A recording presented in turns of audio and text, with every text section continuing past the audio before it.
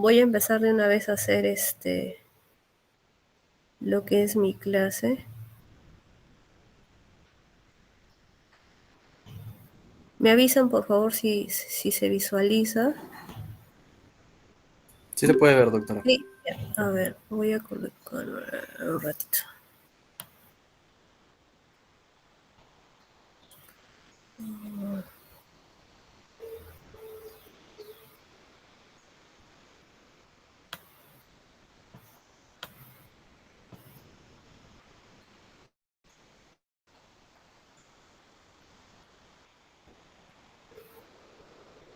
Ya, entonces vamos a empezar lo que es, primero siempre con anatomía, un poco de fisiología, aquí no me voy a ahondar mucho eso, y de ahí pasamos a lo que son las patologías netamente de laringe.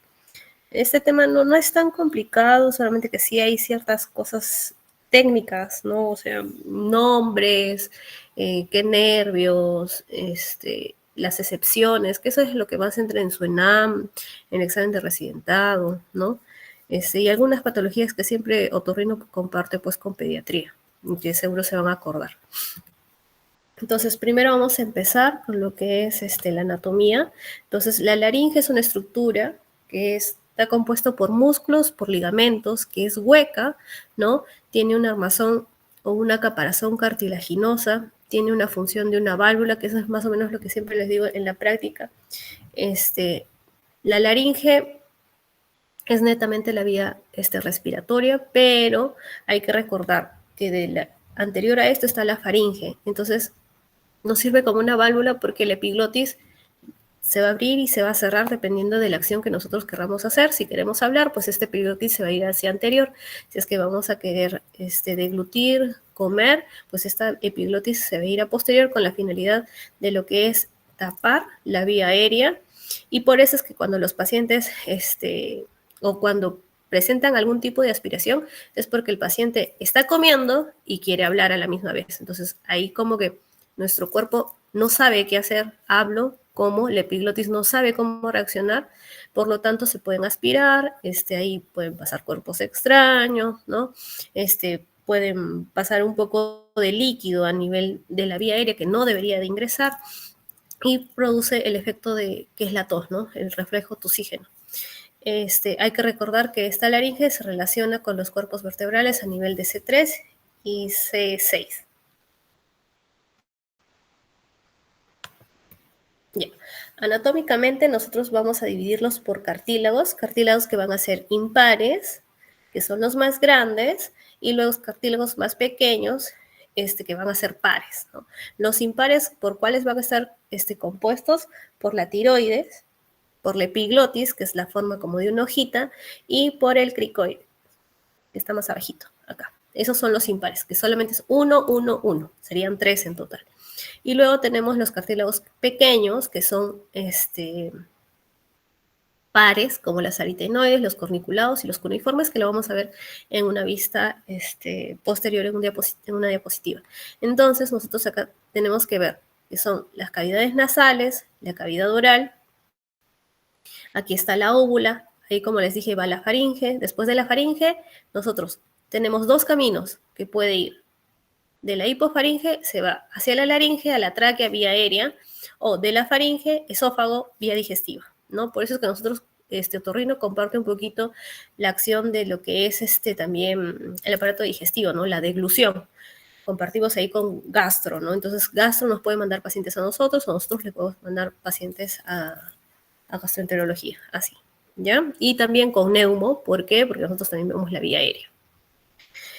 Dentro de los cartílagos que les dije que eran impares estaba el cricoides, que es el más inferior, que tiene una forma de anillo de sello, es totalmente cerrado, ¿no? Totalmente cerrado y tiene carillas articulares que van a colindar con lo que es la tiroides, las aritenoides y ciertas depresiones y una rugosidad que es en la parte anterior, ¿no?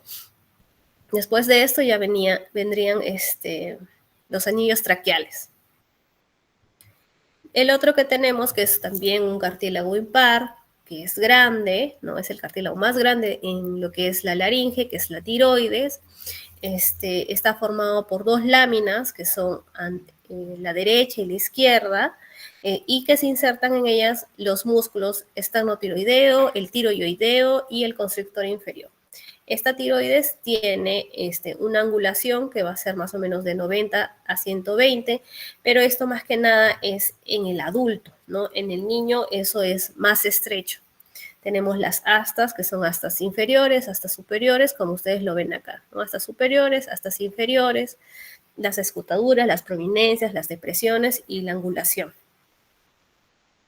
Luego tenemos la epiglotis, que también es otro de los cartílagos impares que vuelvo a mencionarles, que tiene una forma de hoja, como ustedes ven. Yo le digo como una lengüetita, siempre les digo así a los pacientes, que es una lengüetita, ¿no? Y que se une por medio de un ligamento, este ligamento de acá, que es el ligamento tiroepiglótico y que se presenta en la línea media en el cartílago tiroides, y eso hace que se una la tiroides con la epiglotis.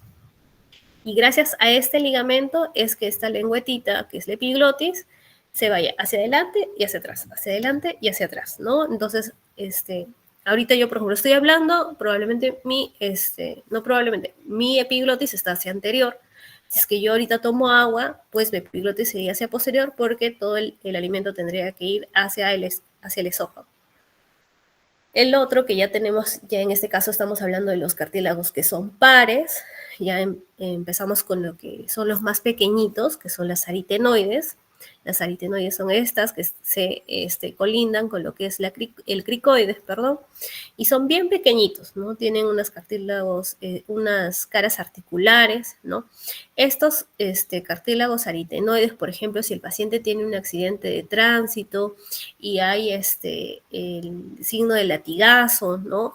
Puede ser que una de estas aritenoides se desinserte, ¿no? Y salga de su sitio, sí, es un poco peligroso, que puede generar que la cuerda vocal también caiga, se paralice, ¿no? Entonces, sí es un poquito de cuidado porque, como ven, son cartílagos muy pequeñitos. Tiene una forma piramidal, por lo tanto, si es piramidal, va a tener 3 superficies, como lo ven aquí. Tiene una base cóncava que se articula con el cricoides, un vértice que se articula con el corniculado, una superficie medial que se enfrenta con el otro porque se van a juntar. Recuerden que cuando nosotros hablamos, estas cuerdas vocales se abren, tienen el mecanismo de abducción cuando se abren y aducción cuando se juntan. Entonces, por lo tanto, estas aritenoides también se van a chocar entre sí, por eso es esa cara articular, ¿no? Y una superficie anterolateral con depresiones que ya van a ser para los músculos o los ligamentos. Todo esto, estoy hablando ahorita cartílago, pero luego vamos a hablar de músculos y de ligamentos porque todo eso es la laringe. Luego tenemos los cuneiformes y los corniculados, que son los más pequeñitos, ¿no? Estos tan chiquititos, los cuneiformes y los corniculados. Los cuneiformes tienen una forma de palo de golf, que son suspendidos por una membrana fibroelástica, y los corniculados, que tienen una forma cónica. Son los más pequeñitos. Ahora, ya terminamos lo que son los cartílagos, no creo que tengan problemas con eso, porque realmente son pocos y es bien didáctico de aprendérselos. Vamos a hablar lo que ya son netamente ligamentos. Los ligamentos se pueden dividir en lo que son los extrínsecos, que son como que la caparazón de la laringe, y los intrínsecos, que van a estar rodeados más que nada por la aritenoides, el cricoides, ¿no? Ya. Entonces, dentro de los ligamentos extrínsecos vamos a tener el hilo epiglótico, que es el que está por acá, metidito, la membrana tiroidea, esta de acá, toda esta membrana. Todos los nombres en laringe tienen relación con lo que se juntan, ¿no? Tiroideo, ya. Hilo epiglótico, ¿no? El hioides con el epiglotis. Y el ligamento cricotraqueal, el de acá, la cricoides con el primer anillo traqueal, ¿no? Entonces, acá, como ya les había mencionado, también el ligamento epiglótico, que es el que hace el sostén de esa lengüetita que es la epiglotis. Y los ligamentos intrínsecos, que tenemos el cricotiroideo, el tiroepiglótico y la membrana cuadrangular, que es una membrana de los intrínsecos que es la más grande, ¿no? Y tenemos ahora los músculos extrínsecos. Acá sí sería bueno que se los aprendan, ¿no? ¿Por qué? Porque no tanto yo quizás no les pregunte tanto esto, pero sí veo que en los exámenes de NAME, salud, sí preguntan, ¿no? Son músculos, elevadores, ¿no? ¿Ya cuáles son? Genio yoideo, estilo yoideo, digástrico, tiroideo, estilo faringio. ¿Y los depresores cuáles son? Externo yoideo, externo tiroideo, homoyoideo. Si se dan cuenta, acá son externos. Todo lo que es externo, ya, se acuerdan. Yoideo, tiroideo, ya. Estos son más fáciles, como que se aprenden los depresores, ya por descarte se acuerdan los elevadores. Los músculos intrínsecos son aquellos que tensan los ligamentos, que cierran la hendidura glótica. Dentro de ellos, ¿a quiénes vamos a tener? El cricotiroideo, que está acá, el aritenoideo transverso, que es el que está abajo, el oblicuo, ¿no? Que se entrecruzan, el cricoaritenoideo posterior, el músculo vocal, el cricoaritenoideo lateral, el músculo arieno epiglótico y el músculo tiroaritenoideo.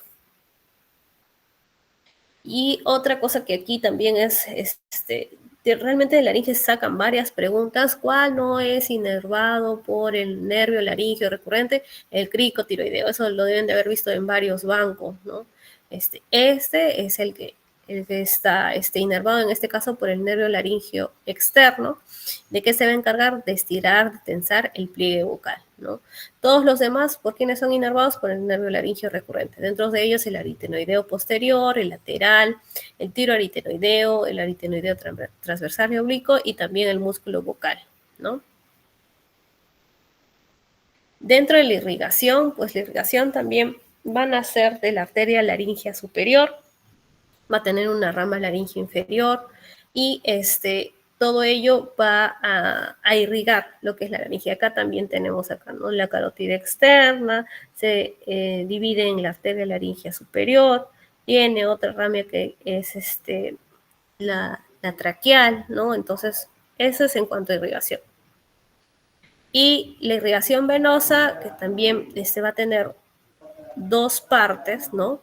O sea, puede ir una de la laringe superior a la tiroidea y a la yugular interna, como también de la laringe inferior va a ir a la tiroidea inferior y esta sí iría a la brachiocefálica. Entonces son dos partes, ¿no? Dentro de la inervación, como ya les había mencionado, está por el nervio laringeo superior y el laringeo inferior. El laringeo superior, ¿de qué se va a encargar? Se va a dividir en una rama externa, es un nervio mixto que va a inervar el cricotiroideo, que era la excepción, ¿no? Y luego tenemos una rama interna que se va a encargar de la parte sensitiva, que es la más gruesa, y inerva la mucosa supraepiglótica y los senos piriformes. Los senos piriformes es una parte cóncava, ¿no? Dentro de lo que es la laringe, ¿no? Que se está entre las aritenoides, se forman como dos pocitos donde también se pueden encontrar los cuerpos extraños. Y tenemos luego el nervio laringeo inferior, que es un nervio mixto, y se puede dividir en una rama dorsal que atribuye la forma de un asa de galeno y una ventral que inerva la mucosa de la glotis e infraglotis y que hace de inervación a todos los músculos de la laringe, excepto el músculo cricoaritenoideo, ¿no? Las funciones de la laringe no solamente van a ser fonatorias, ¿no? Sino también respiratoria, deglutoria y tusígena. Dentro de la respiratoria es la mecánica y la bioquímica que participa en la regulación de CO2 con el sostenimiento del equilibrio ácido-base entre la sangre y los tejidos. Fonatoria porque es un aparato resonador, al igual que la nariz, pero que está constituido por un espacio supraglótico. Deglutoria porque es la elevación de la laringe que favorece el descenso del bolo alimenticio. Y la tusígena que es protectora, que forman la segunda línea de defensa en caso de que pasara un cuerpo extraño, ¿no? Por eso es que yo les digo a los pacientes cuando me dicen, doctora, tengo mucha tos y cuando tienen mucha flema, está bien, ¿no? Porque el reflejo tusígeno es porque ese moquito está cayendo, quiere ir hacia la parte respiratoria y por lo tanto tosemos, tosemos, tosemos y el cuerpo lo quiere eliminar. Entonces, cuando tenemos así tos productiva, nunca inhibamos el reflejo tusígeno, sino demos solamente expectorantes. Diferente, si el paciente me dice que tiene una tos, pero es seca, que no tiene flema, yo ahí recién podría pensar para dar un antitusígeno, ¿no? Porque es seca. Entonces, solamente que esté irritado, es por un proceso alérgico, ¿no? Ya, ahí lo podría pensar, ¿no? Pero generalmente la tos es un reflejo de protección. Inhibirlo cuando el cuerpo lo que quiere hacer es protegernos, no tiene ningún sentido, ¿no? Al igual que, por ejemplo, yo digo, cuando tienen cerumen, si lo quieren sacar, es una barrera protectora, si lo quieren sacar, pues está causando un daño, causa infecciones, entonces siempre nuestro cuerpo produce alguna sustancia y tiene un porqué. Ahí terminamos lo que es anatomía y fisiología y vamos a pasar a lo que es netamente patologías, ¿ya? Entonces, vamos a hablar de Krupp. Krupp es algo que ustedes lo han tratado en pediatría. ¿Alguien me puede decir o acordarse qué era el Krupp? Como para que se despierten. ¿Alguien quiere hablar? ¿Nadie? ¿Alguien? Ya, sí, es una causa, pero ¿qué es el Krupp? ¿Alguien se acuerda cómo era o los síntomas que tenía? Ya es una infección viral, puede ser viral, ¿no? Pero también puede ser de otro etiopatogenia, pero es la más frecuente. Pero ¿qué tiene el paciente? ¿En qué edad? ¿Se acuerdan? ¿Alguien más que quiera? Escríbanlo si desean.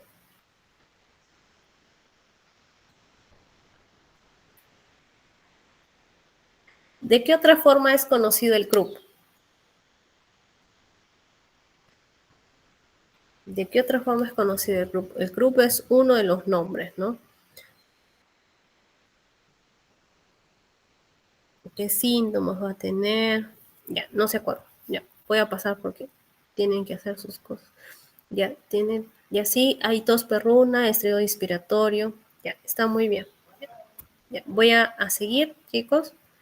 El Krupp también es conocido como una laringotraqueobronquitis o una laringotraqueitis, ¿no? Está dado por el virus del parainfluenza tipo 1, también puede ser del tipo 3, del tipo 2, la influenza tipo A, B, adenovirus, virus sincitial respiratorio y el rinovirus. Pero el más frecuente, y cuando les pregunten en un examen, es parainfluenza tipo 1. Más frecuente es en menores de 6 años. También hay otra curva, ¿no? Que aumenta entre los 6 y los 36 meses. La incidencia es de un 5% entre los 12 y 24 años. ¿Y cuál va a ser la fisiopatología? Es que este virus invade la mucosa, hay un infiltrado celular, necrosis y edema, por lo tanto la subglotis y la tráquea se van a edematizar, causando la dificultad respiratoria y sí es una causa de estridor, de tos, ¿no? Entonces los pródromos van a ser, mientras que este virus hace su acción, dentro de las 12 a 48 horas van a tener síntomas de resfriado, moquito, ¿no?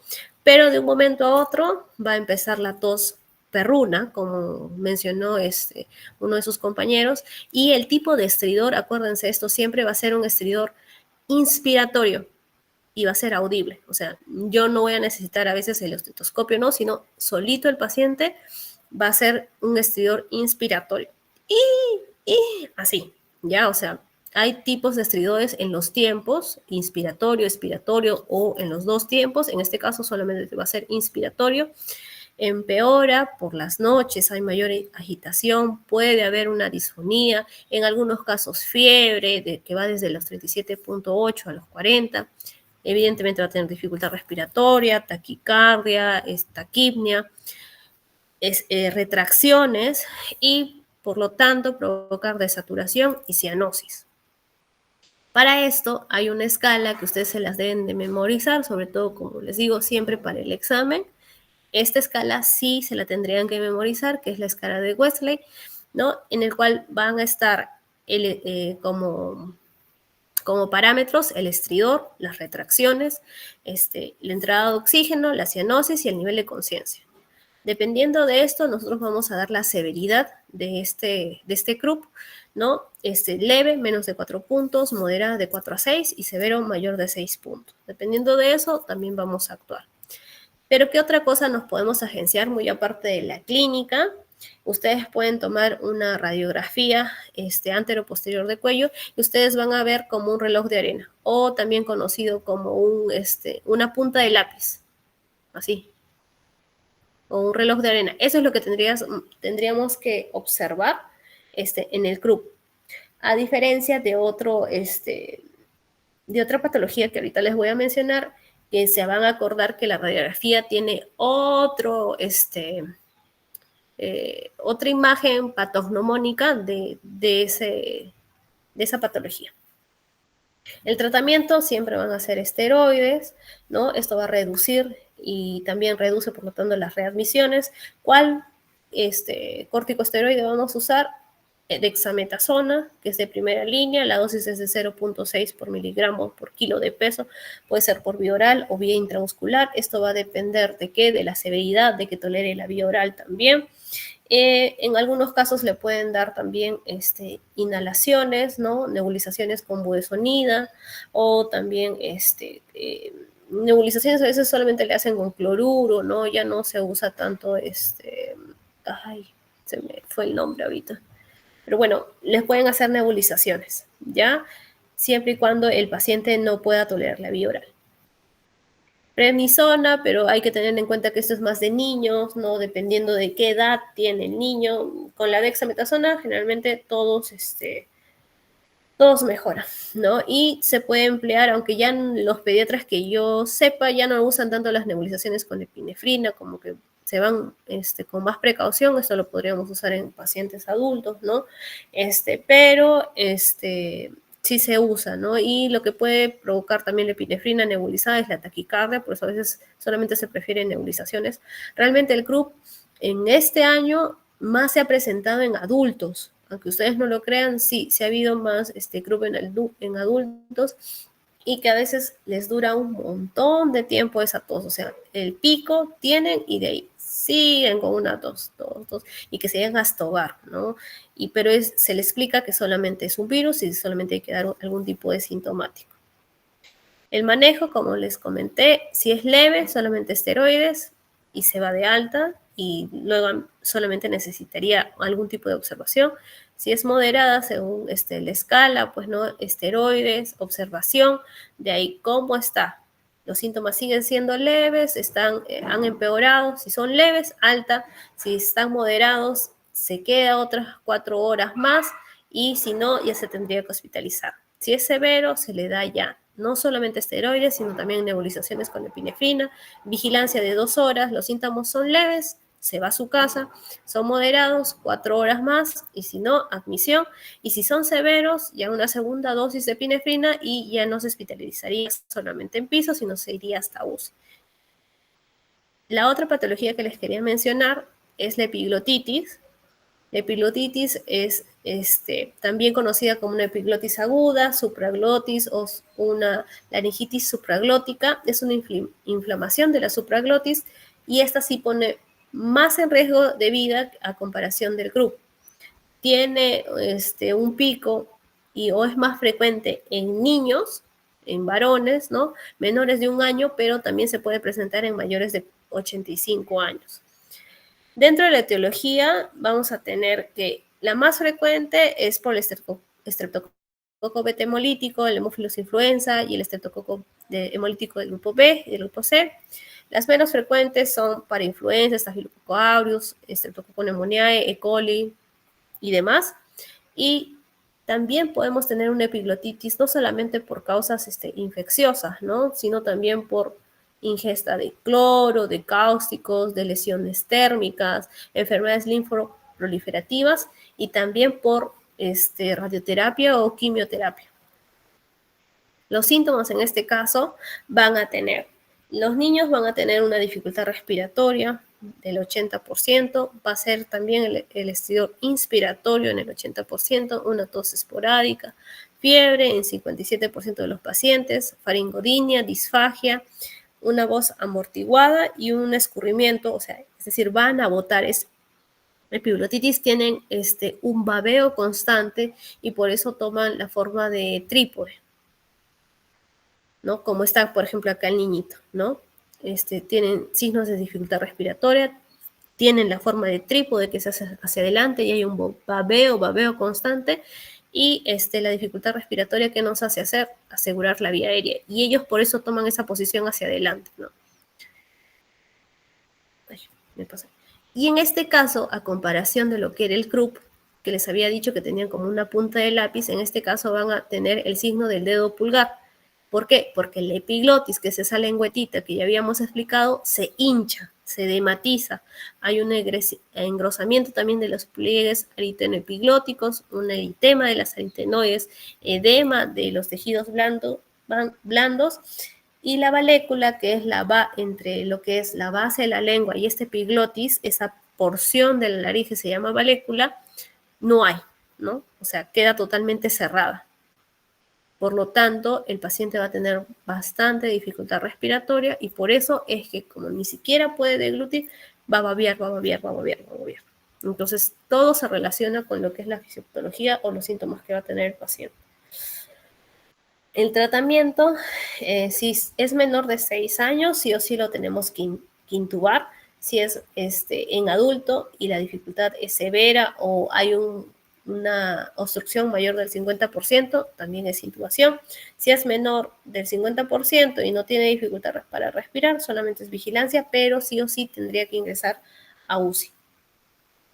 La prioridad de tratamiento sí o sí es asegurar vía aérea, porque lo que está comprometido es la vía aérea, ¿no? Indicaciones, si el estidor aumenta, si hay disnea, si hay un PCO2 mayor de 45, una visualización del edema epiglótico o la frecuencia respiratoria está a más de 30 por minuto.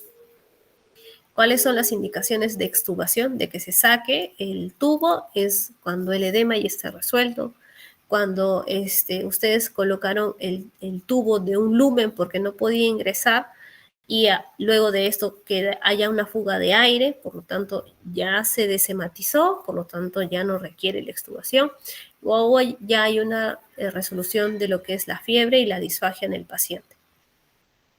El antibiótico puede ser empírico, ¿no? Se inicia con una cefalosporina de tercera generación, ¿no? Y también se puede agregar lo que es la clindamicina o la vancomicina. La duración del tiempo es de 7 a 10 días, según la evolución del paciente. Siempre hay que monitorear, ahí hay que hacer, en ese caso, una laringoscopía, pero quizás no va a ser una laringoscopía rígida, sino una laringoscopía con un nasofibroscopio, ingresar por la nariz y mirar, ¿no? Porque por la boca probablemente no lo vamos a poder hacer, ¿no? Luego vamos a pasar ahora a lo que es laringitis. La laringitis es una inflamación de los tejidos de la laringe, que es particularmente en el pliegue vocal y que condiciona a una disfonía. Los factores de riesgo pueden ser el tabaquismo, el alcohol también está, y también que estén expuestos por su medio de trabajo, ¿no? Si trabajan en las mineras, si trabajan fumigando, ¿no?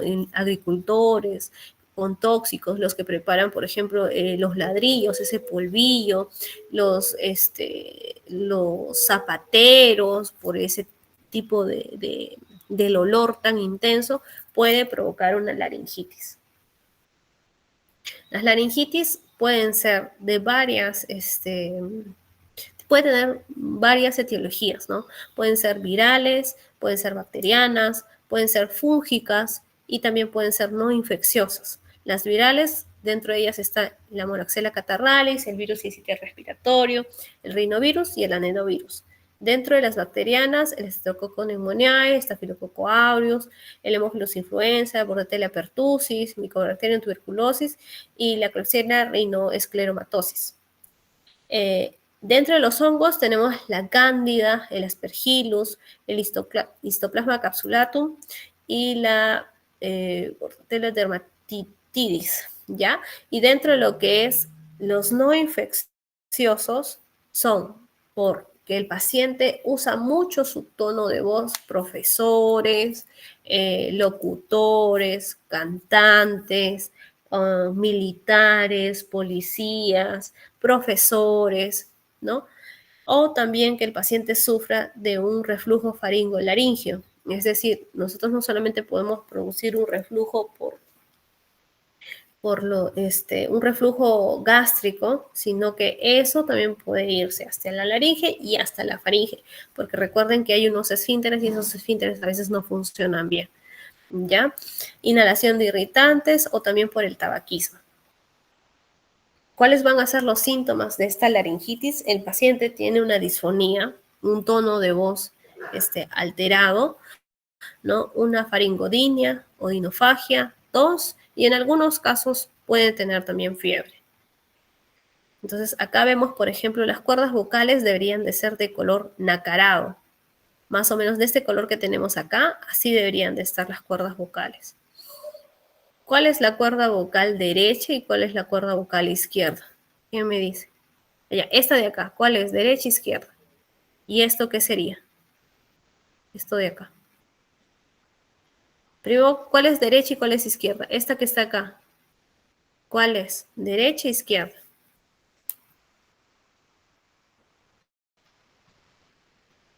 Alguien que me escribe y que me diga. Ajá, exacto. Gracias, Jimena.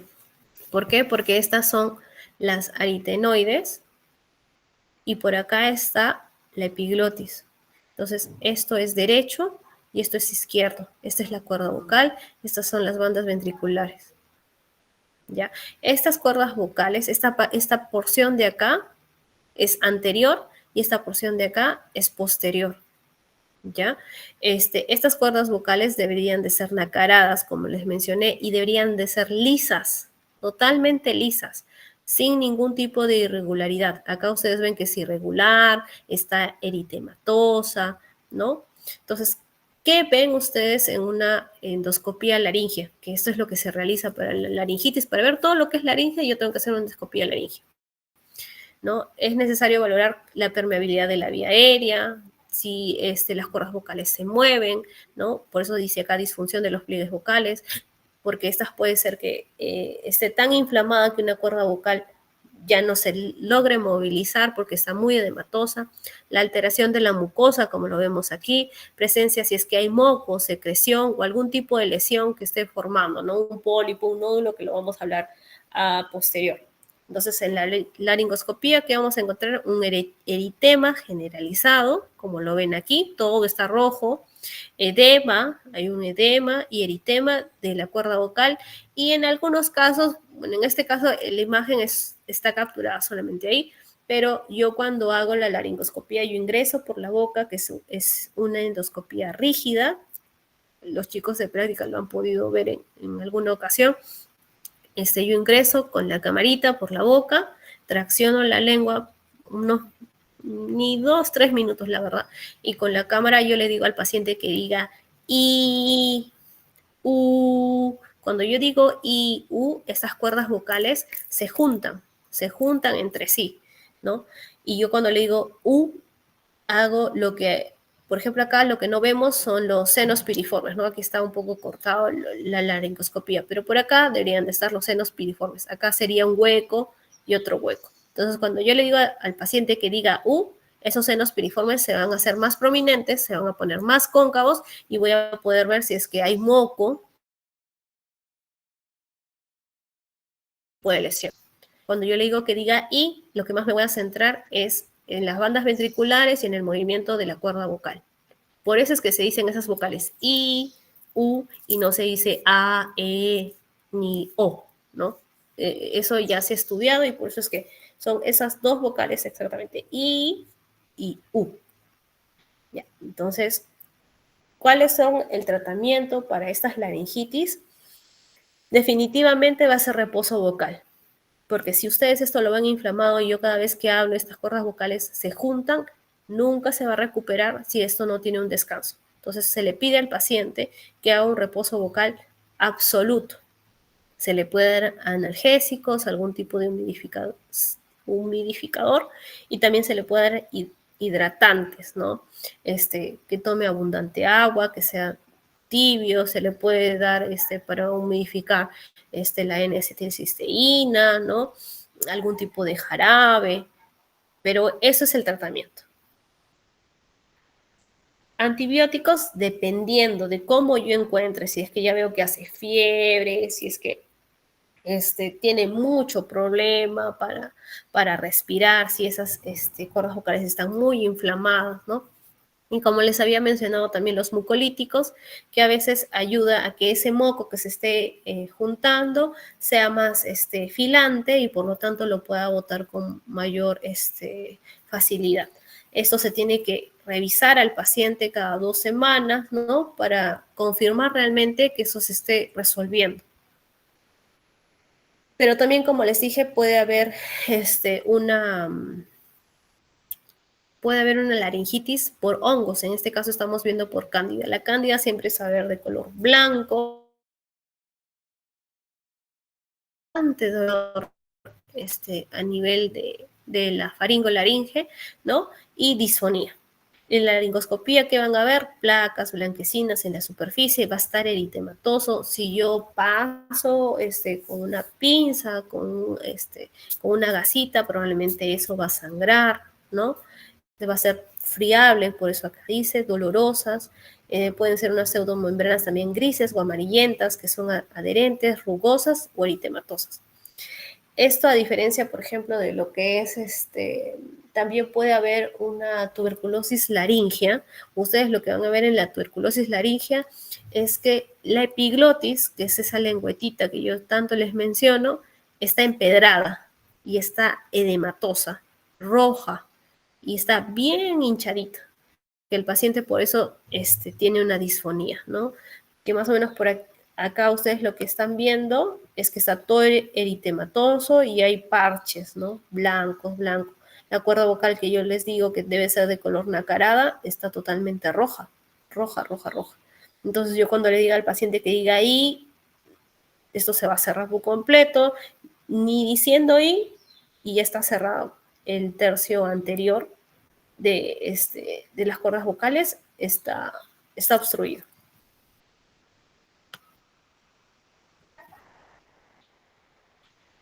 El tratamiento, pues, para lo que es cándida, el diagnóstico siempre va a ser clínico. Si es que tuviesen algún tipo de duda que sea algo maligno, una biopsia o un cultivo, el tratamiento va a ser tópico. Hay algunos que usan, por eso es que está aquí este frasquito, que violeta de genciana, me va a teñir toda la laringe de color morado, ¿no? Pero es una forma de matar el hongo. O también lo que puedo colocar es fluconazol, ¿no? Darle fluconazol cada 24 horas por unos 7 o 10 días y las aplicaciones de violeta genciana, ¿no?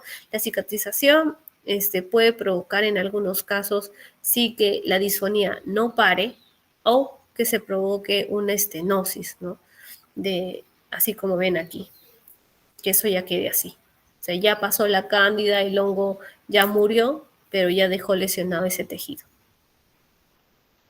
Luego vamos a pasar a lo que es pólipos y nódulos. Los pólipos tienen una incidencia del 11 al 51%, es más frecuente en hombres de 30 a 50 años. El factor de riesgo es el trauma vocal, o sea que usen mucho su tono de voz, el tabaquismo, y también se está relacionando a un reflujo faringolarígeo. Por eso es que ahora se evalúa, se le pregunta al paciente si tiene, por ejemplo, antecedentes de hernia hiatal, ¿no? Que tenga un perímetro abdominal mayor porque hay una mayor compresión, que el paciente esté usando ropa muy ajustada, cinturones, ¿no? Que tenga antecedente de gastritis, ¿no? Todos esos son los signos o síntomas, ¿no? Que me pueden predecir que el paciente sí esté sufriendo de un reflujo faringolaringeo, y también cuando voy a hacer la endoscopía voy a ver que todo esté eritematoso, que la cuerda vocal está agrietada, ¿no? Y también en la parte posterior de la pared posterior del hipofaringe hay un empedrado, así como unas vesículas. Esos son signos patognomónicos de que es un reflujo faringolaringeo. Entonces, la fisiopatología en cuanto al pólipo Es un trauma, que es que mucho choque en estas cuerdas vocales provocan una inflamación. Por lo tanto, es el abuso vocal es por la extravasación de la sangre y del fluido rico en fibrina. Hay una neovascularización, por lo tanto va a provocar una fibrosis subepitelial. El tabaquismo, que es lo que ocasiona en las cuerdas vocales una producción anormal de queratina y un depósito de metaloproteinasas. Esas proteasas tienen una digestión de colágeno tipo 4 y por lo tanto hay un adelgazamiento de la membrana basal, porque la cuerda vocal tiene capas y esta membrana basal se adelgaza mucho, provocando esas lesiones. Y el reflujo faringolaringio lo que produce es una sobreregulación de procolágeno tipo 1 e una infrarregulación de la metaloproteinasa tipo 12 en la membrana, ya no es la membrana basal, sino en la membrana esclerosante. Ya está. Clínicamente, ¿qué va a provocar el pólipo? Una disfonía. La disfonía puede ser de varios tonos. Hay algunos que están disfónicos, pero se les logra entender todavía, como hay unos disfónicos que ya no se les logra entender nada, ¿no? Va a ser áspera, de baja intensidad, puede generar mayor o menor tensión y por lo tanto va a haber una calidad de fuga. No, espera. Ya. El pólipo en la laringoscopía, la que se hace, la laringoscopía de lo que hacemos en consultorio, que es con un endoscopio laringio, es una laringoscopía indirecta y lo que ustedes van a ver es que los pólipos van a ser unilaterales, solamente en un solo lado, sésiles o pediculados, como aquí, y pueden ser de tamaño variable, ¿no? Pueden ser muy pequeños hasta muy grandes. Y dentro de ellos van a poder observar algunos vasos, porque de eso se van a nutrir, porque esa capa está lastimada. El pólipo, no todo pólipo requiere un tratamiento quirúrgico, ¿no? Por ejemplo, este pólipo tan pequeñito, yo no le voy a decir al paciente, ya, opérese, ¿no? Tengo que ver, el paciente tiene antecedente de gastritis, de un reflujo faringolaringio, le he hecho una encuesta, porque para esto también hay que hacer un tipo de encuesta para realmente detectar que es un reflujo faringolaringio.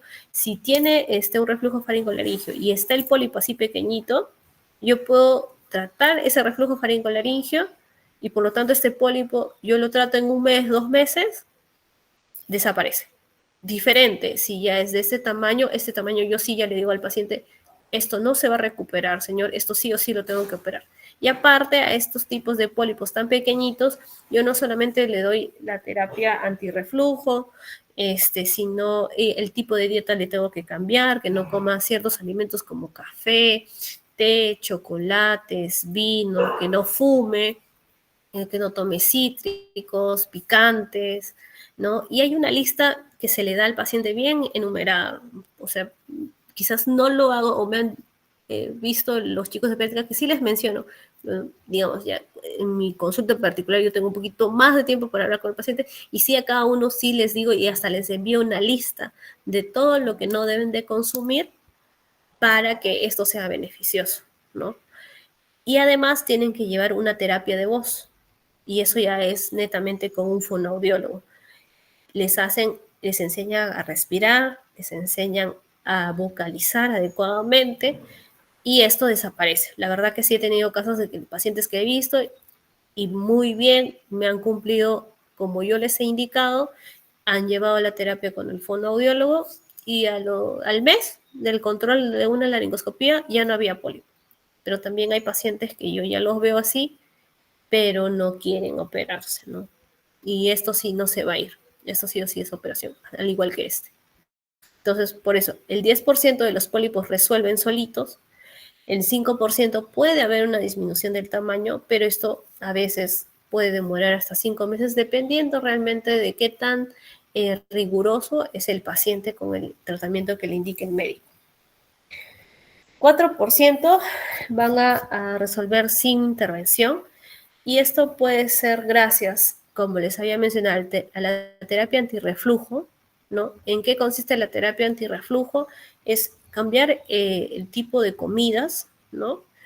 Y también es dar inhibidores de bomba de protones como el omeprazol, el esomeprazol, como si fuera una gastritis, y eso se da pues por un mes, 2 meses, el tiempo que necesite. Y eso va muy bien. La terapia vocal, que en este caso son con el fonoaudiólogo, y en otros casos que se puede dar o se puede infiltrar en la lesión corticoides, ¿no? Si el paciente tiene reflujo y tiene un pólipo, pero esos están confirmados que realmente tiene reflujo y realmente tiene pólipo, si yo doy tratamiento, puede mejorar hasta un 47 a 75%.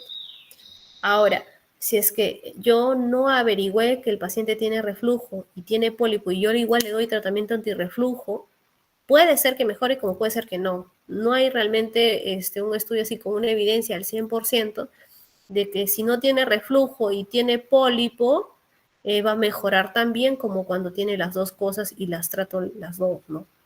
Eso sí.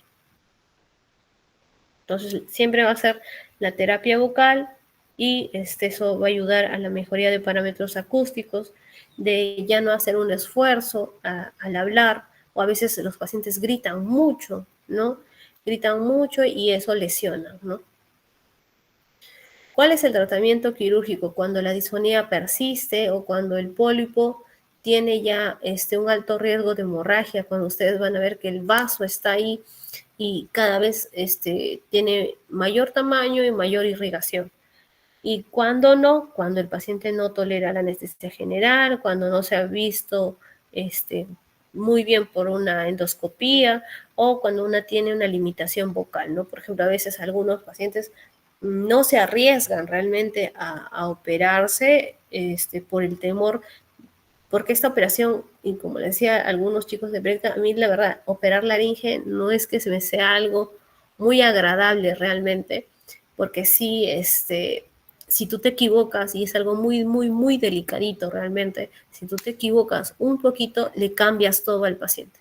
Y la voz es tu presentación, ¿no? O sea, si el paciente, digamos, es mujer sobre todo, y está disfónica y es por un pólipo y en el pólipo lo saqué, pero hice una pequeña comisura al momento de sacar ese pólipo, le cambié la voz a la paciente.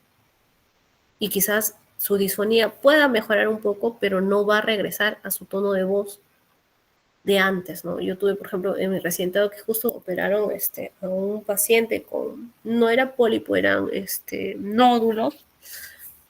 Era jovencito, tenía 17 años, se le operó, el paciente tampoco no colaboró mucho porque no hizo reposo vocal como se le indicó, ese se fue al colegio o a la universidad, no recuerdo muy bien, pero el jovencito no mejoró nada, o sea, se le hizo la endoscopía ya no tenía ninguna lesión, las cuerdas vocales no habían sido lastimadas, nada, pero pese a eso, el paciente no mejoró en el tono de voz, se le mandó a terapia de voz, todo, pero no mejoró. Entonces, sí es un poco estresante y por eso es que digo yo, ese es laringe que me gusta operar, no soy muy hincha de eso, hay doctores y muy poquitos realmente acá en Perú que solamente se dediquen de otorrino a operar laringe, ¿no? Que en este caso, por ejemplo, son los doctores Pérez Lu, que tiene sus hijos, y todos ellos se dedican a operar netamente laringe, ¿no? Y ya son unos capos, pues, ¿no? Porque ya cualquier cosa, si es un cantante o algo, y todos los otorrinos realmente del Perú tenemos miedo de que esto no vaya a funcionar bien,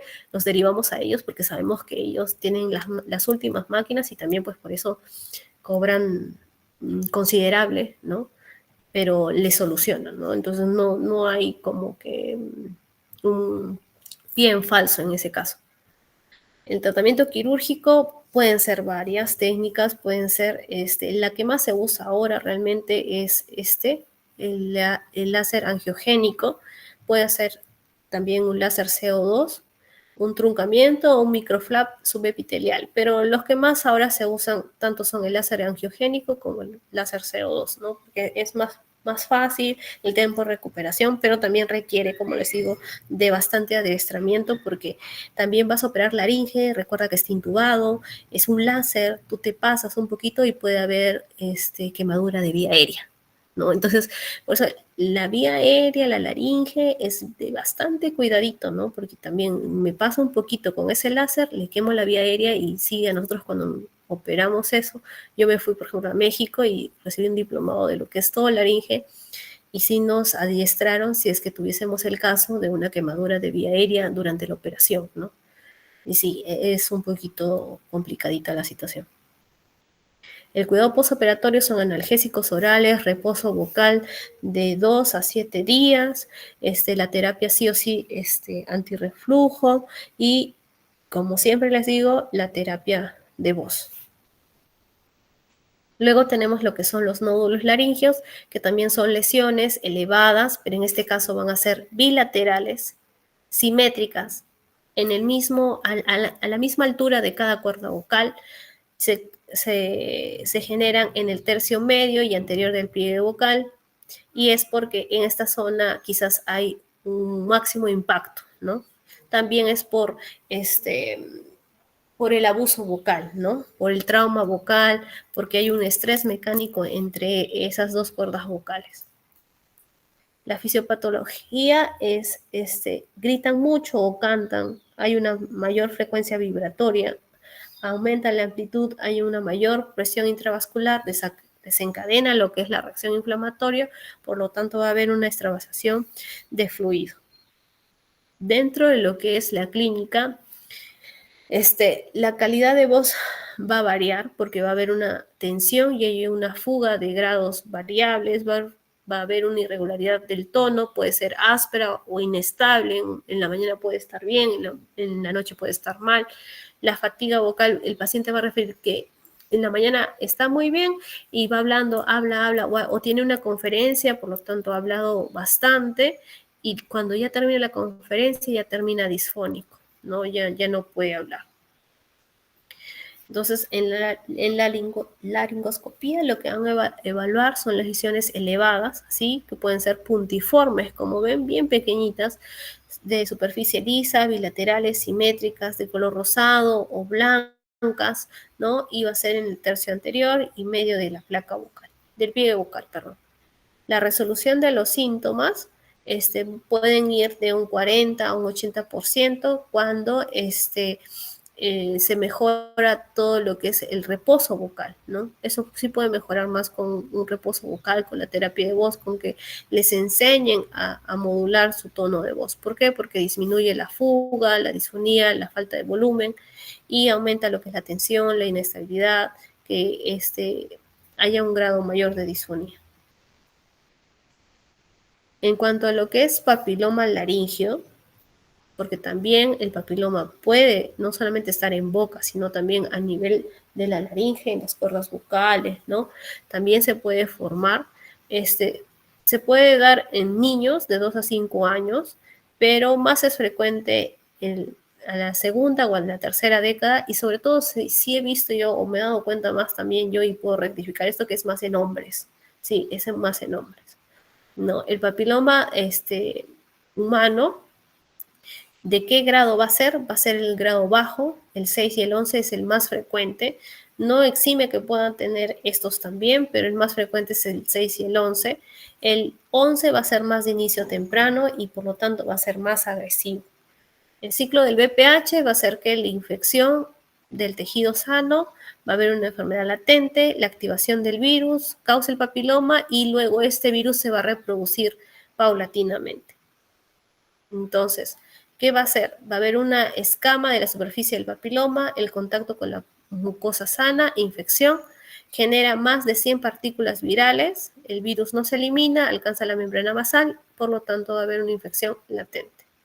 La clínica en el paciente, como cualquier otra lesión en la cuerda vocal, va a ser la disfonía. En este caso, cuando ya crece mucho ese papiloma, va a haber una dificultad respiratoria, generando estridor, tos secas o neumonías recurrentes, sobre todo en los lactantes. El objetivo va a ser, sí o sí, en este caso, es retirarlo al 100% para mejorar la calidad vocal y la remisión, ¿no? Y alguna terapia, ¿no? En este caso lo que se puede hacer es, como ven aquí, resecar sacar esa porción que está lastimada la cuerda vocal, como un flap, ¿no? También se puede hacer por láser, que es lo que también más se usa ahora hoy en día como papiloma, porque por ejemplo la técnica fría, el problema de hacer esto es que sangra, y recuerden que el virus ya está ahí.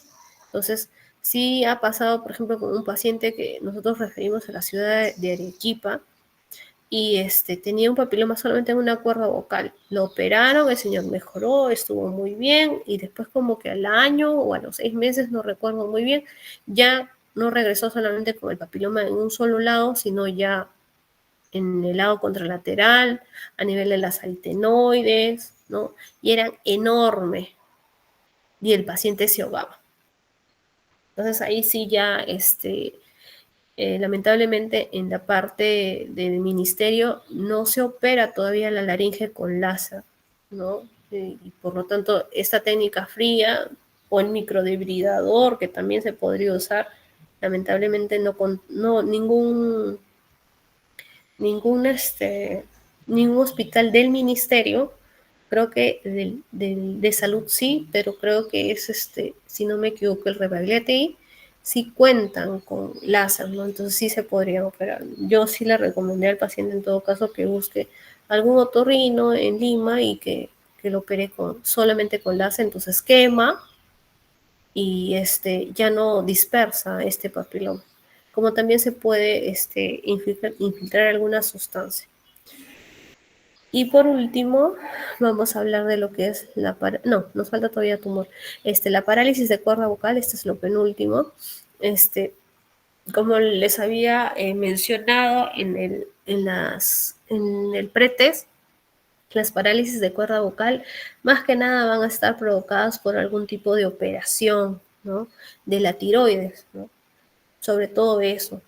Acá, por ejemplo, Tana, que ya se está operando más por cirugía oncológica, sí hemos hablado con los doctores que previo a la operación, si van a operar, que se pediría y que se haga, o se sugiere que se haga una laringoscopía, luego pasan con ellos y ya después todo bien, ¿no? Porque si no se estaban llegando pacientes que los operaban y luego estaba con una parálisis de cuerda vocal, y yo no le podía decir al paciente que esa parálisis de cuerda vocal lo había visto antes, ¿no? Entonces, ahí es como que se ha coordinado, y ahí como que ya algunos nos los mandan y podemos decirle al 100%, señor, así estaba su cuerda vocal, y en el postoperatorio ya sí se lastimó, lamentablemente quedó así, pues no, pero era un tumor que se estaba retirando. Entonces, pueden ser, las parálisis de cuerda vocal pueden ser unilaterales, o sea, de un solo lado, o pueden ser bilaterales.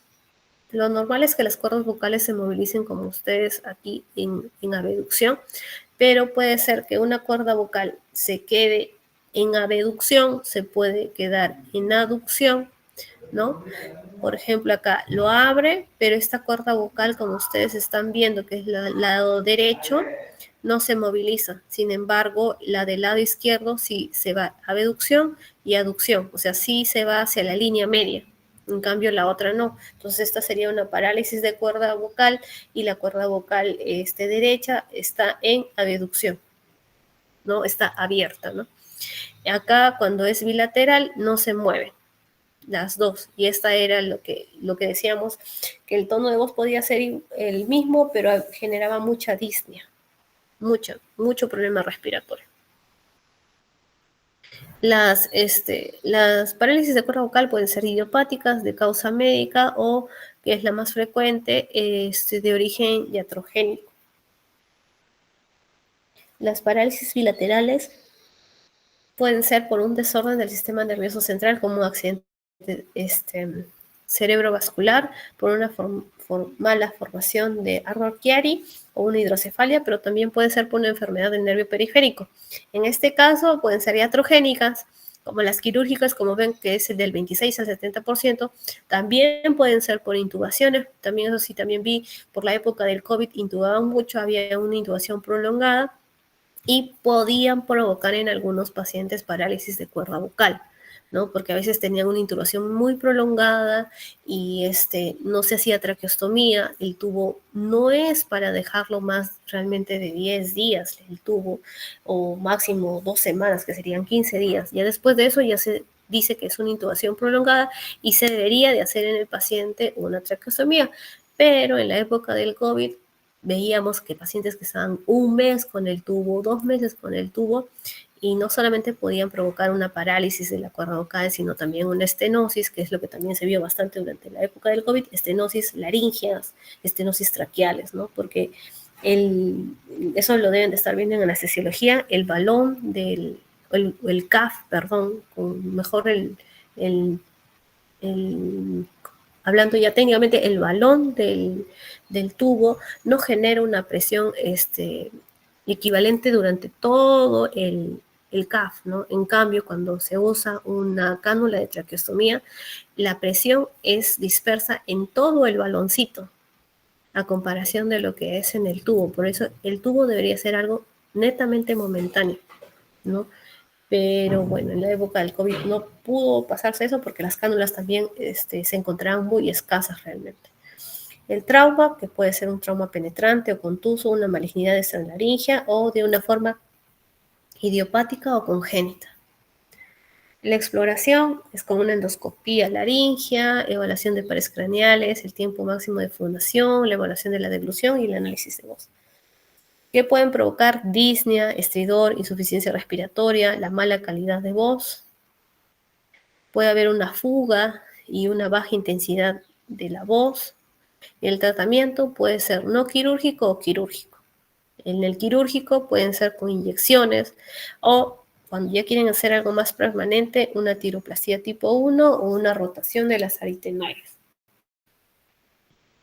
Dentro de lo que es ya el último tema, que es cáncer laringio, es el más frecuente, pero en Europa. Estos cánceres aparecen sobre todo en el varón, en el 95% de los casos entre 45 y 70 años, menos infrecuentes antes de los 40 años en un 5% y muy excepcionales en el caso de los niños.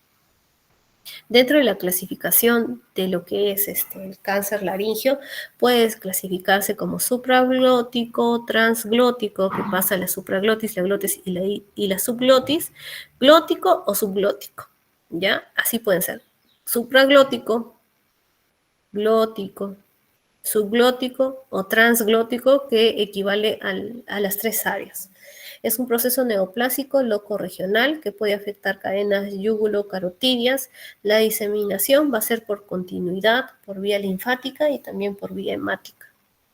Por vía linfática, se puede decir que el supraglótico tiene un abundante drenaje linfático, está dado por el ganglio subdigástrico y yugulares superiores del área 2 y 3. El glótico tiene un escaso drenaje linfático de la comisura anterior, pero en este caso se puede dispersar por el ligamento de Breuil, ¿no? Entonces, si bien es menos común, pero este es de alta malignidad. El subglótico tiene cadenas paratraqueales. El más frecuente es el supraglótico, del 25 al 80%. Y el hemático, que es por dispersión, puede ser de pulmón, tejido óseo, hígado y cerebro. En cuanto a la epidemiología, ¿por qué se puede producir un cáncer de laringe? Por el tabaco, por el alcohol. El tabaco, que produce una quemadura crónica, un efecto irritativo local, efectos sobre la red vascular y la dependencia de las personas también de la nicotina, tiene agentes que van a lesionar esto. El alcohol va a provocar una irritación local crónica, un efecto de disolvente de los agentes cancerígenos del tabaco y el deterioro de los medios de defensa del organismo. Todo esto, ¿a dónde va a afectar? Al vestíbulo laríngeo. Dentro de las medidas medioambientales puede ser también por contaminación por asbesto, amianto, polvo de madera, radiaciones ionizantes. El papilomavirus también es de alta malignidad, el tipo 16, 18, 31 y 33, que son los demás riesgos oncogénicos. Los factores endógenos, que es la influencia genética, los procesos inflamatorios crónicos, el reflujo gastroesofágico y el abuso o mal uso del tono de voz. Entonces acá vemos cómo es o los síntomas de un supraglótico que va a tener disfagia, oidofagia y una otalgia refleja, ¿no? Y es relativamente tardío. En el caso del glótico va a provocar disfonía, pero va a ser precoz, ¿no? O sea, va a ser muy rápido de avance, ¿por qué? Por este ligamento de Broglie. Y el subglótico va a provocar disnea, porque va a tapar netamente, ya no hay otra salida, pero va a ser muy tardío. Dentro de lo que son las intervenciones para el cáncer laringio, son laringectomías, ¿no? Es decir, que se va a retirar y luego después de eso se pueden colocar prótesis, pero también ya se tendría que dejar como prótesis robóticas a los pacientes, ¿no? Para que hablen, pero van a tener un microfonito por fuera, ¿no? Se acercan y se colocan el microfonito. No sé si habrán visto ustedes en alguna película, pero sí, yo me acuerdo que sí lo han presentado, pero la voz es netamente robótica y no es nada agradable, ¿no? Pero sí se tendría que retirar todas estas porciones, son altamente malignos, realmente no es algo muy sencillo. Se puede quitar la cuerda, se puede hacer una hemilaringectomía supraglótica, glótica, ¿no? Como vemos en cada una de estas imágenes. Pero el pronóstico no es muy bueno porque sí se expanden con bastante facilidad. Y eso sería todo, chicos. ¿Ya?